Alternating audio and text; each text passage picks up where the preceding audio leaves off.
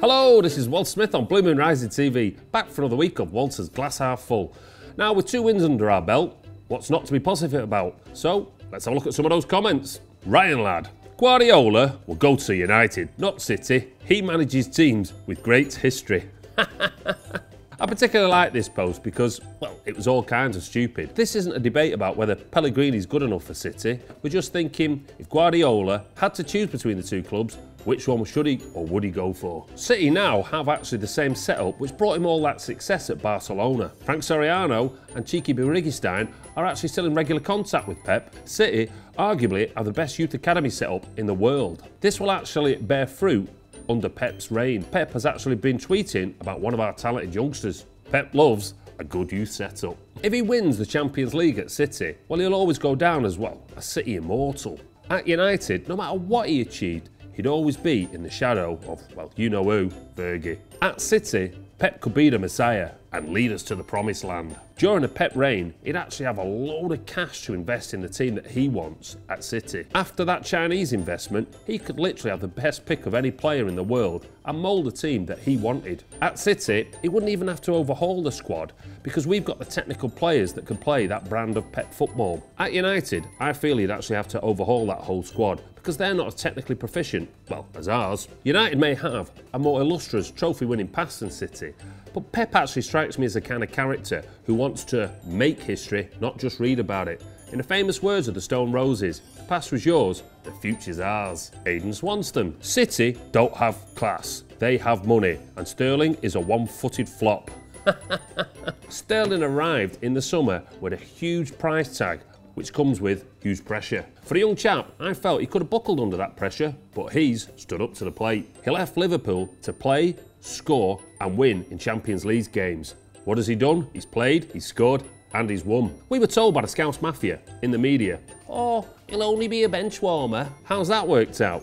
He's played 22 games this year and already he's got, what, 8 goals? He's actually been a revelation. What? In the Champions League. That assist for Silva in the final game in the group stage was one of the best pieces of skill I've actually seen from a Manchester City player. Sterling is never going to be a traditional blood, guts and thunder type player. Football's moved on in many ways, and the way it's reffed has moved on as well. As for Sterling's start, and let's face this folks, it is actually just the start of his career at Manchester City, I'd give him what? A B-.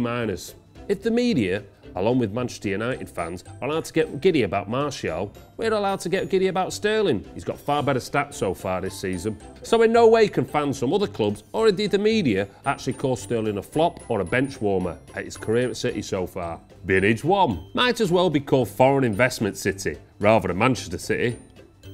This club is a business enterprise rather than a football club. Manchester City have got lucky that the Arabs chose this mid-table club instead of another mid-table club to invest in.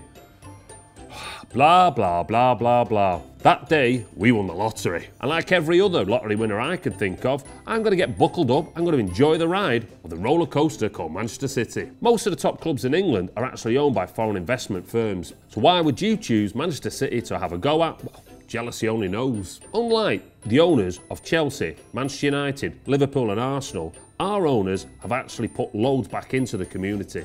The academy was actually built, all 80 acres of it, on contaminated land. 155 construction jobs, 95 new permanent jobs. They actually built a 6th form college and a leisure centre. 98% of the raw materials used to build the academy were taken from the local northwest area. 528 contracts to local business. 28 work experience places. Our owners are actually giving back straight into Manchester. You could actually say that the owners of Manchester City are the best thing to happen to East Manchester since, what, the Industrial Revolution. Mansour, he's invested into Manchester, and Manchester has invested in the Sheikh Mansour. Well, my bitter friend, Binage 1, you better get used to Manchester City hanging round, because we're here to stay, and stay in a big way. Well, that about sums up another week of Walter's Glass Half Full. So if you want any positivity injected into your world of Manchester City, get tapping below, and I'll get back to you. Oh, it's time for another.